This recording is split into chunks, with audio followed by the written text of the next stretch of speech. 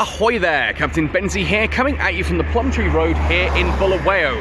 Now, you are going to have to forgive the noise on this one, because obviously it is one of the busiest roads here in Bulawayo, going from the city itself down into South Africa. Well, actually to Botswana, but it then connects and goes towards South Africa as well. So yeah, it's a pretty busy road. Anyway, behind me here, you can see the fuel station, which means, yes, your donations did come through. We are now filling up jerry cans, etc., with fuel for our generator, which we're going to take and go and get serviced in just a few minutes. So I just wanted to take this opportunity to say thank you all so much for your pledges of support and your donations. It really does make a difference to us here, and it means that when the power goes off later today, we can run a generator and I can still keep making content for you all to enjoy. Now, just before we go, I just want to showcase what this road actually looks like, because yeah, it's one of those things a lot of people talk about, like Africa and Bulawayo. What's it actually like here? And well, you'll see here, there's a couple of cars about to go past. There we go. It reminds me a little bit, having grown up in the UK, this kind of scenery reminds me a little bit of what I see of places like Los Angeles and that, so I don't know, but I thought you guys might like to see it. So again, humongous thank you ever so much for your help and support on this one. Really, I am so humbled, I'm so thankful. Anyway, let's get on with it. At long last, it looks like exploration is finally here. Now, don't get me wrong, I understand why there was a couple of days delay here due to the lockdown in Guangzhou. I'm glad the developers did that. It was a reasonable thing to do. I think they made the right choice, and of course I'm going to support them staying safe over making sure an update hits at the scheduled time. I think if anything, Cyberpunk 2077 has taught us that sometimes developers need to delay things, and people being impatient ends up in a ridiculously broken system. So I'm glad that exploration here got delayed, but it does look like, unless anything else dramatic happens, exploration at long last is launching into Eve Echoes on Friday, the 4th of June, 2021 at, well, it's 800 UTC that it starts the maintenance. It should then take 240 minutes, which is 4 hours, so we're looking to that be, what, 12 o'clock UTC, so that's 2 o'clock CAT. I'm very excited. You know how excited I am about this. I've been screaming about it from the rooftops from a long time. Now, this morning, the developers dropped an exploration update intro onto the Eve Echoes website, and they then shouted out about this on Twitter and Discord and other places. I'm going to go through this today, read through it with you guys, and talk about what this means, because there's a lot of retreading of stuff that we already know, but hey, it's nice just to cement that in our heads and understand what's going on. At the same time, there's a lot of clarification and a few new details as well. So, without further ado, let's jump right in. And it starts by talking about the YC116 event, in which a supernova causes a parallel New Eden to emerge. So we have EVE Online and EVE Echoes. It's the in-game reason for why they are different universes. It talks about how the gradual split became eventually vastly different from the original. This is things like, for example, we have guardianships in EVE Echoes that don't exist in EVE Online, along with some other technologies and just different ways of doing things. It's an in-game reason for those differences, which I really like. I like the fact that the lore team are clearly back in force and on freaking overdrive at the moment, which excites me an awful lot. Now, an introduction to a series of upcoming technologies. In the world of New Eden, there is a group of avid capsular explorers who love diving into every nook and cranny of the universe in search of unknown signals. Ahoy there, Captain Benzie here, one of those avid capsular explorers who love diving into every nook and cranny of the universe in search of unknown signals. I'm so hyped about exploration. I can't wait to do exactly what that says on the tin right there, and I hope to see a lot of you guys out there in space as well doing the same. Now, some sell the coordinates of their discoveries to suitable buyers. That's the idea of you find a gravity well, you can sell it to other people, and then they can go in and do their mining or their dead space or whatever the heck you like. In Void, I know we have like the finder's fee for dead spaces and belts and things like that already, so we pay people who find those and report them. That's going to obviously carry across to exploration as well, people finding gravity wells. Some sell the coordinates, others venture into the unknown for themselves for the thrill of another great adventure. Yeah, that's going to be me. I have been working on a load of exciting stuff for the past week or so, and preparing to explore Nihilist on my own. I intend to start mapping this, and I've been practicing running gate camps and all kinds of stuff. So big shout out to folks like Silent Assassin and Havoc who have been throwing up gate camps in N-Rail and other areas of the Great Wildlands. Sorry, you've not caught me yet, you came close, but it's been good practice for Nihilist space. I'm super excited. Now, these new space exploration technologies and previously undiscovered locations have slowly become public knowledge. Those avid explorers are also stirring up a storm with the new technologies, which will definitely shake up the status quo in New Eden. At which point, yeah, the status quo that's being shaken up there is the idea that low-sec encounters are going to be completely safe. Yeah, they're not. They're just not anymore. So start buying up those scanning rigs when it opens tomorrow to start actually preparing for doing those low-sec encounters. And until you have the ability to be alerted when someone is scanning you, don't do low-sec encounters. Like, genuinely put it on hold for a moment, get yourself nice and safe and prepared, then go out there. The amount of people who did this when they were like miners in nullsec, solo miners in nullsec based in lowsec, and then cried when gate camps started becoming a thing with interdiction spheres, I get it. It's fun. It's not fun. The thing that you had before is no longer there, but you were never meant to be able to do it. Adapt to the technology ahead of time. Learn to run gate camps. There's a lot of really cool ways you can do that. I've done videos on it in the past. I'll probably have some more soon. But an interesting point there that maybe me reading into this and, you know, overly hopeful, previously undiscovered locations. Now, there's nothing else in this release that mentions anything about this, so I am purely theorizing, but wouldn't it be amazing if that were things like the Eve Gate, the Eternal Flame, the Scars of Caldari Past, these of Caldari Prime, sorry, Scars of Caldari Past. What is this, the Eve's version of A Christmas Carol? Anyway, so I'm kind of hoping that these get added to the game, if not now, then soon, because that's a really big part of exploration I feel is currently missing from Eve Echoes. And if you're interested to know what I'm talking about there, check out my video on the 5 areas I would love to see added to Eve Echoes and learn some really cool stuff about the game. Now, new space exploration technology, the neutrino resonance wave. Now, as Geeker Forta has been shouting about, and myself as well, I love the fact that this is all based in actual reality. That yes, you are going to be using technology developed by the Sisters of Eve, suitable for capsuleers on mobile devices. This is changing from the probe scanning in EVE Online to a signal scanning, a neutrino resonance wave scan in Eve Echoes. And that is based on actual, in real life science, that like a supernova and graviton waves, etc., cause neutrino resonance, and you can actually scan for this kind of stuff in our universe, or theoretically you can scan for this stuff in our universe. And yeah, a supernova, as I've said before, would cause massive graviton waves, and graviton waves are, you know, basically what is a way of observing gravity, and gravity in space-time causes ripples that, yeah, literally could result in this alternative dimension. I love the science behind this. It's super, super cool, and I probably absolutely butchered the exploration there because I'm super excited. Anyway, resonance waves are divided into 2 new categories. Wide resonance scanners, which we call wide area resonance scanners, WARS, WARS. I'm coining that, and I hope more of you start using it. WARS can be used to detect unknown space objects and signatures, while the narrow area resonance scanners, NARS, NARS, are used to detect capsuleer ships and structures. So, they've added the wide resonance scanners and narrow resonance scanners. Pirates will drop Mark series resonance scanners. So when you're out ratting, you will start to see like Mark 5, Mark 7, Mark 9, different versions of the resonance scanners. Wide resonance are used to find gravity wells and things like that, whereas the along with like belts and things, possibly dead space anomalies, that kind of thing there, while the narrow resonance scanners are the ones that are going to be used for scanning down enemy ships, capsuleer outposts, and corporation citadels. So bear that in mind. I'm hoping that these are going to be, you know, abundant enough early on that they don't come in at the market at like 350 million from Mark 5, because what the hell were people thinking on that? I get that the first people to find things like a Mark 7, Mark 7 shield, command burst or whatever, are going to put it up at stupid expensive. Why are people paying that price? Don't reward these idiots. Just sit there and have some patience, or farm them yourself, for crying out loud. 350 million ISK for a blasted Mark 7 shield command burst. What the hell was the point? Anyway. Faction storyline supply chests will have a chance of dropping meta level 5 and 8 resonance scanners, so we are getting the wide area and narrow area resonance scanners, the green loot versions, instantly on launch, which is awesome. They're going to be in the storyline chest, so if you're doing storyline missions, there's the possibility of those dropping. If you don't want them, drop them on the market for a reasonable price. I'm very excited to get my grubby mitts on those. Again, if anyone fancies doing a kind donation to this channel, 100% hit me up.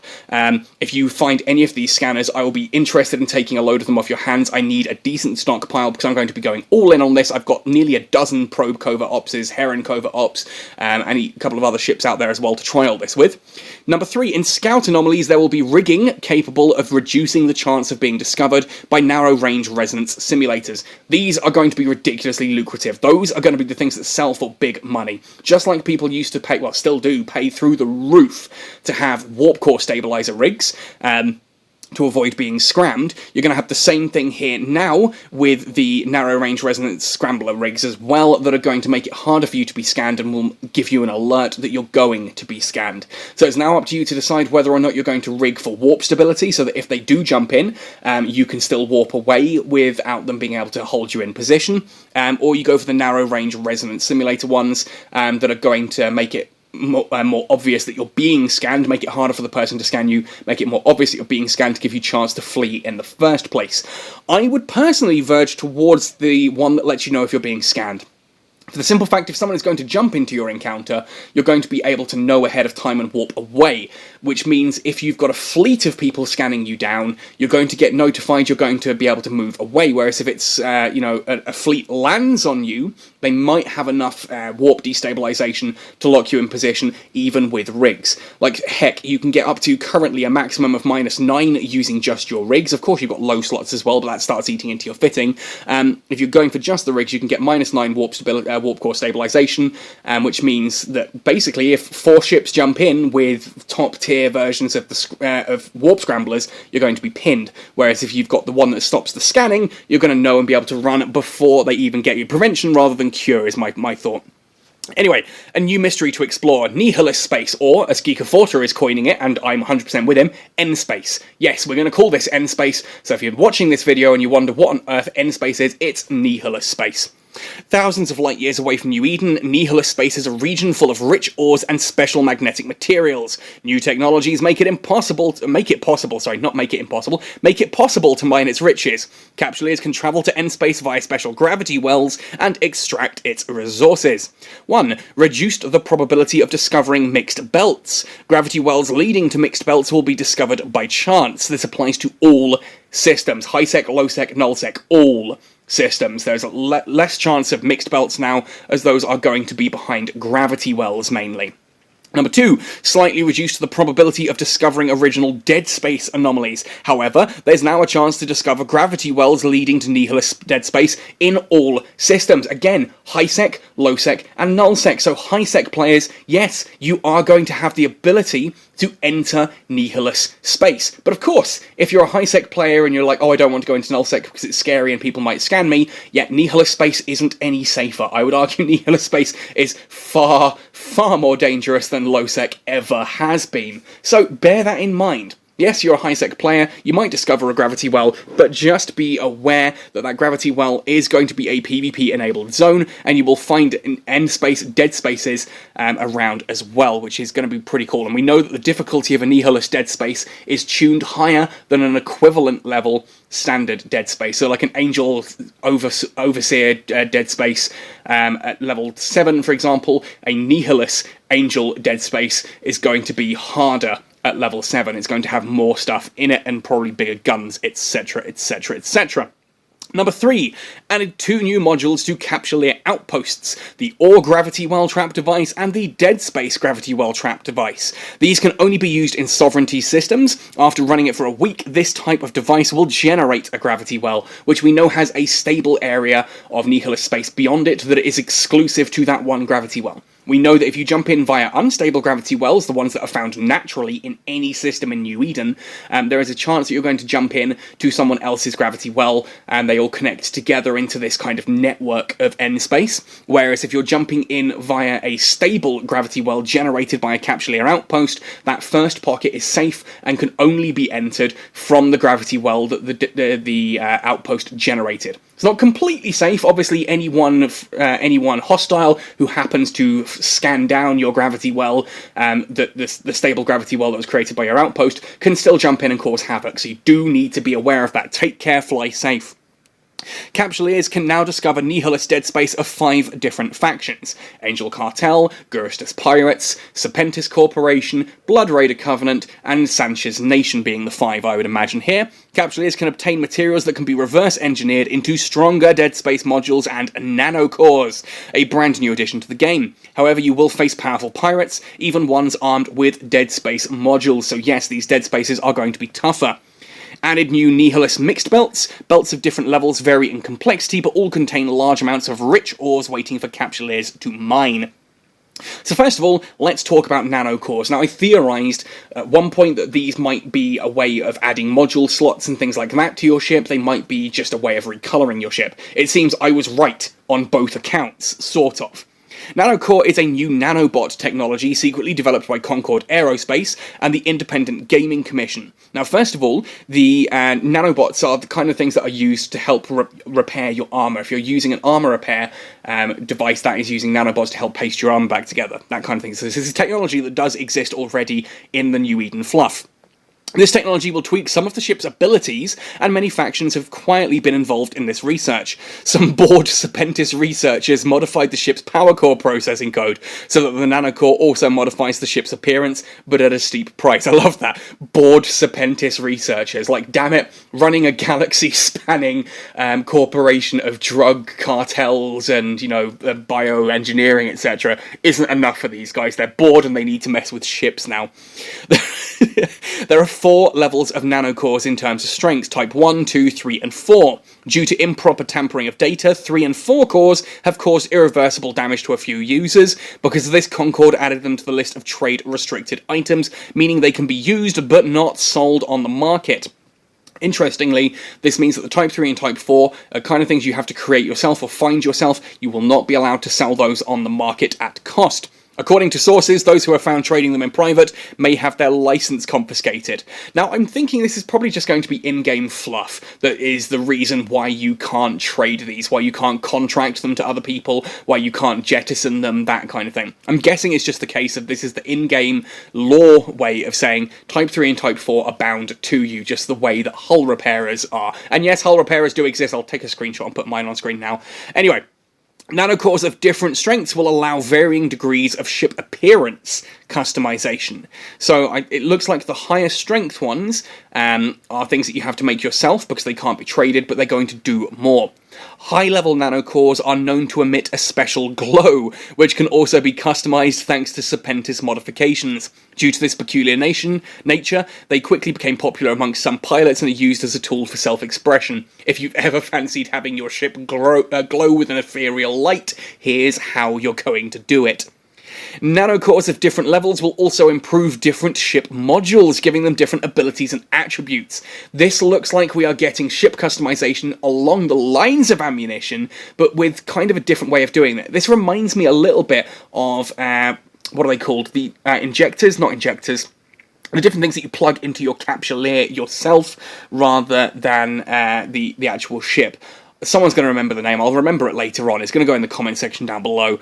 The different things that you... Implants that give you different abilities, like you can scan faster, or you might have better afterburners and things like that, but they're lost when your capsule gets destroyed, because your clone loses it. Here it looks like they're adding this to the ship directly, which I really, really like. I really, really like this. That's so cool. Capsuleers can gain advantages in combat and flying when using these cores, provided they learn from suitable data sources. This means, to me, in my head, you're going to be getting, like, the Angel nanocores that are going to help with certain ships and increase their abilities, maybe with cannons or speed or signature radius, or you'll get Guristas ones that help with drones and missiles and things like that.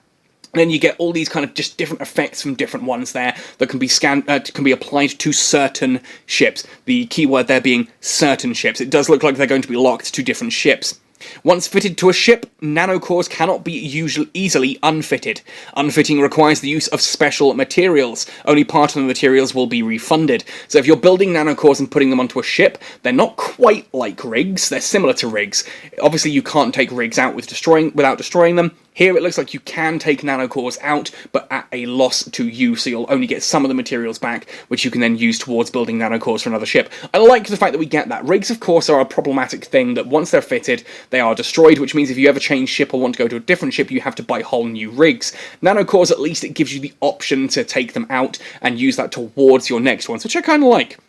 Nanocores will also be covered by insurance, though of course it will increase the cost of insuring your ships. Now, I really like this nanocore thing. I can't wait to see exactly how this is going to work. Look out for a Catskill Academy video on exactly how that works, along with how the wide area and narrow area resonance scanners work, and on how Nihilist space works, etc. Added a new industry job, Dead Space Module Reverse Engineering. Industry players, rejoice. You're getting a new skill that you can work into, a new way to make money that obviously is going to help you outside of the insurance system as well. Yes, okay, insurance is going to bring some of these modules back, but people still need to craft them in the first place, and they look to be very expensive. Special permanent magnetic materials were discovered in N-Space. Pirates have learned to use them to enhance Dead Space modules, but the enhancement come at a cost of poor stability and great risk. After numerous experiments performed by Capsuleers, the ability to reverse engineer Dead Space modules has been added to the list of industry jobs. Added reverse engineering jobs for all existing Dead Space modules. Currently, C-type can be reverse engineered into B, B can be reverse engineered into A, and A can be reverse engineered into X. Beware though, this does not come without great risk. I assume the possibility of losing the original module seems to be the most likely thing there. Now, giants in the field of research mapped out the inner workings of Dead Space modules through experiments and summarized them, which is sure to greatly improve the success rate of Dead Space module reverse engineering. In other words, skills there that you can learn and train all the way up in to help reduce the chance of that great loss. New industry job, Nanocore reverse engineering. So again, another industry job for people to train into, another way for people to make money. In N-Space, a new kind of special magnetic material was discovered. With it, major pirate factions have successfully developed nanocores capable of enhancing ships. This technology has been added to the list of industry jobs. Added reverse engineering jobs for nanocores. Products of such jobs can be fitted to matching ships. You can produce Type 2 and Type 3 nanocores through reverse engineering. Due to a ban by Concord, Capsuleers can only trade Type 2 faction nanocores on the market, not Type 3. So how do we get Type 1 and Type 4? We don't know. Maybe they're drops? Goodness knows. It doesn't say here. In New Eden, there aren't yet the technologies that enable the use of magnetic materials in nanocore reverse engineering process. It's still unclear whether such technologies can be developed in the future, but the potential enhancements they can provide have certainly driven relevant parties to attempt to bring them to reality. So this looks like a case of getting benefits there to reverse engineering isn't a big thing yet. There are no skills related to this just yet, but they're working on it. This means that if it's popular, it's something that we might get added as skills in the future. Very good to know there as well. This is the in-game way of the developers basically dipping their toes in the water and saying, let us know what you think. And finally then, we have the first official Concord pass. This is the battle pass we were talking about. And again, I'm going to say right now, I like battle passes. A lot of the community likes battle passes. When I talked about this in the last video, a load of you guys came out in support of it. I get that, you know, people are like, oh, it's more money for me to spend. You don't have to spend the money. This is EVE. You do not need to spend the money on these things if you don't want to. If you do want to, that's awesome, but even if you don't want to, you are still going to be getting the free tier of stuff that you weren't before. And either way, that is a net gain to everyone. Everyone is getting something they did not have before, thanks to the first official Concord Pass. But those who want to pay and help support the game's development will get additional rewards, which is fair, you know, that's fair. Anyway, Concord has made the Concord Pass available to Capsuleers, which will enable research and testing data sharing between both parties. Concord will offer corresponding rewards and entitlements. This pass is still on a trial basis and may be terminated by Concord at any time. Should premature termination of the pass occur, Capsuleers who have been assigned with it will be compensated accordingly. The pass has a validity period after which no compensation will be provided by Concord. So basically, this is a test battle pass. If enough people like it and support support it, they will keep it going. If there is a massive outcry, which I really, really disagree with, I don't think that this is a bad thing at all. At all. I think this is a great thing. And if it's good, they will keep it going, but if there's a massive outcry, they're willing to terminate it, which I disagree with. But hey, there we go. As laid out in the past, Concord will offer Capsuleer's rare thermomagnetic storm nanocores, nanocore learning materials, and skill points as a reward for participating. We don't know how you're going to level the battle pass yet, but there's an idea of what some of the rewards are going to be.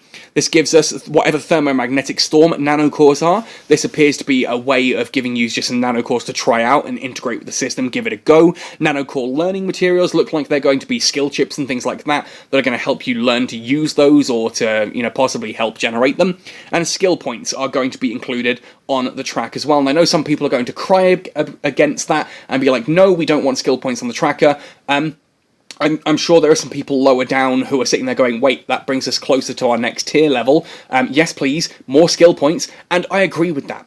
I agree with that. I've gone into pained lengths in the past of saying why extra skill points is not at all pay to win. And simply put, it's not. I still get the same arguments rolled out by a small group of people that, oh, of course skill points matter. If two pilots are at the same, in the same ship with different skills, then the one with the better skills has the advantage. Yes, but this is EVE. It's not balanced. Nothing in EVE is balanced. You can sit there and say, oh yeah, but this guy's got so many skill points he can fly battleships. Yes, and me and my 12 friends are going to fly frigates and rip him apart. That's how EVE works, for crying out loud. Skill points are not the be-all end-all. They are useful for reaching a certain benchmark of what you want to do. Beyond that, they become extraneous. Due to the increased scale of data sharing, Concord will offer more mission options for Capsuleers. This pass will only be available for a limited time. Opportunities like this are rare. Concord appreciates Capsuleer's active participation and the data provided in the feedback. So again, in-game way of saying, this is a limited time pass, give it a go, let us know what you think. We're also adding some cool new missions into this one that you can go off and try. Let us know how you get on with those. Now, I quite liked this on the Yuletide event, the Christmas event, where they added new missions there. A lot of people complained about a lot of things in the Christmas event. In fairness, a lot of people complain about a lot of things just in general because they can. I really liked it. Yeah, the Crimson Harvest was my personal favourite event so far because it opened up a lot of PvP options, but the Christmas event did give people who are ratting the option to try out some new mission types, and I hope that these are going to actually be new mission types. As I've mentioned before, in EVE Online, there are massively different missions. If we're being honest, every mission in EVE Echoes, basically, if it's a combat mission at least, well heck, even if it's not a combat mission, it falls into 3 different types. It's 4 different types. 3. It's a go here, pick this up and drop it off there. It's a go here and scan this area, or go here and kill waves of pirates until you're done. Those are the 3 missions we get in EVE Echoes. In EVE Online, you also get things like, go here and destroy this installation. It's guarded by rats, but all you needed to do is blow up the asteroid base, and if you blow that up, mission complete, you can leave all of the rats alive and warp out and collect your reward. It could be things like, keep killing all of the rats until one of them drops the key that you need to open the cache, or keep killing rats until you get the boss's attention, he appears, kill the boss, and it doesn't matter how many other rats are left alive, you win, you complete the mission. There's even ones, like in the training and tutorials, where, hold this guy in place long enough for Concord to arrive. If you destroy him, mission failed. You just need to hold him there and survive. So you web him, you scram him to stop him escaping, and then you just survive and kill off everyone else until Concord arrives to pick him up. Stuff like this, that's really cool, and now with the lore team back in the game, I'm really hoping we could start to see that kind of thing more in EVE Echoes. Now, I don't know if this is our official patch notes, or if we are going to actually get patch notes tomorrow that explain things in a bit more depth, but to me, that's pretty cool, and I love the way that it's been worded in such a way that feels like it's actually coming from Concord, it is actually from in-game.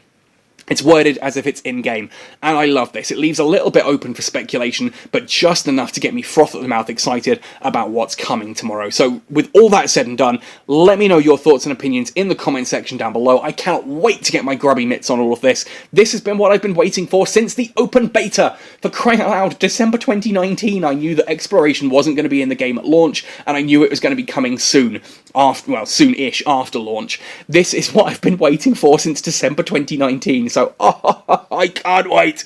I can't wait. Let me know what's got you guys most excited. I have been running this week's haven't mentioned, sorry, this week's Duo Combo Omega giveaway. 2 people in for the chance of winning a month of Combo Omega. Get onto the Discord shown in the description below. This week's topic is lasers. Mining lasers, Amarian lasers, shooting at you, shooting at other people, kill mails, screenshots, artwork, you name it.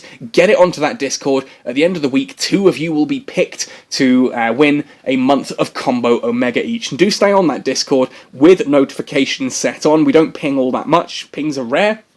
When they're pings, they are usually very important information like, oh, this patch has been delayed, or things like, hey, it's a new Combo Omega giveaway. So if you want to be in for a chance of winning a month of Combo Omega, get onto the Catskull Discord, be an awesome person, show me your best screenshots, your best artwork, and your best kill mails related to lasers. Anyway, with all of that said and done, folks, happy sailing, and see you in New Eden!